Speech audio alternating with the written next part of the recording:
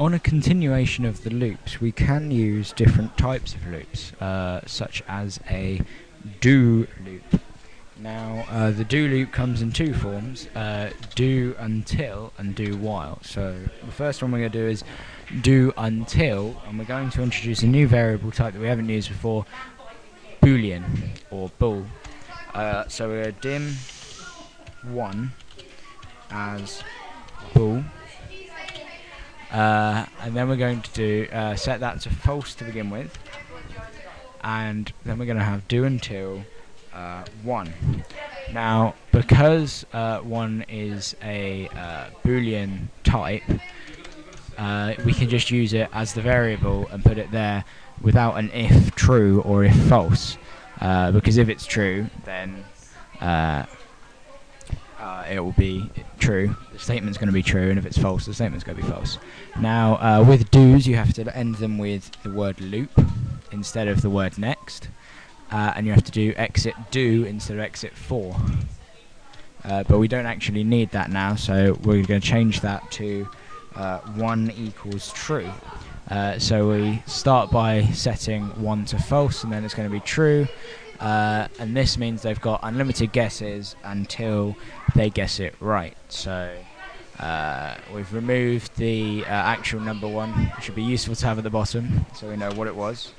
We don't need to because they get unlimited guesses. So we'll try 10. It's too large. Try 8.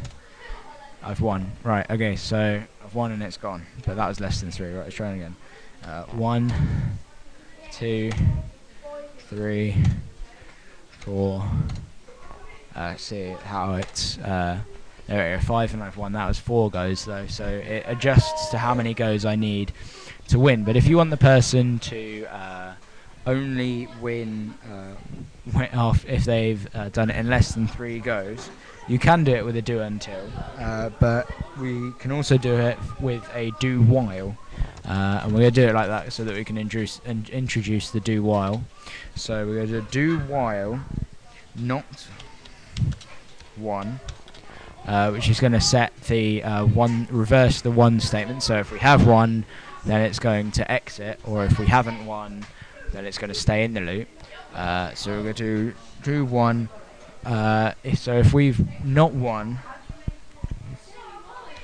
and there's less than 3, and we've had less than 3 goes, so 3 is larger than or equal to goes, let's put, and we need to introduce goes.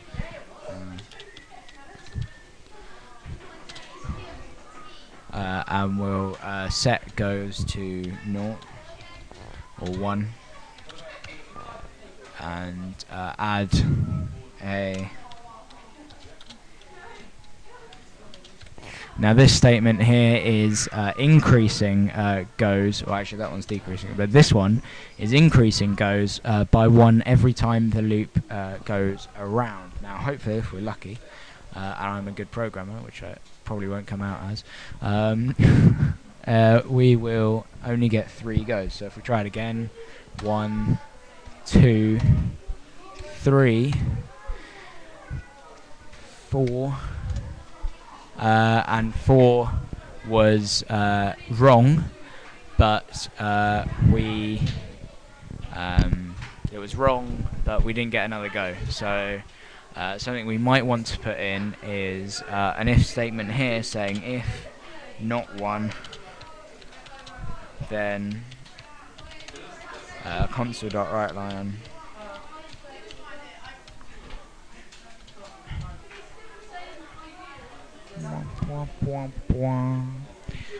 fail.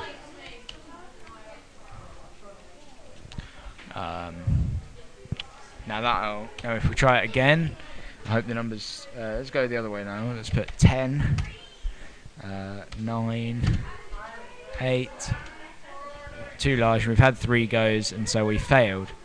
Whereas, so there you go, there's the 3 different types of loops for you, and an explanation of what they each do.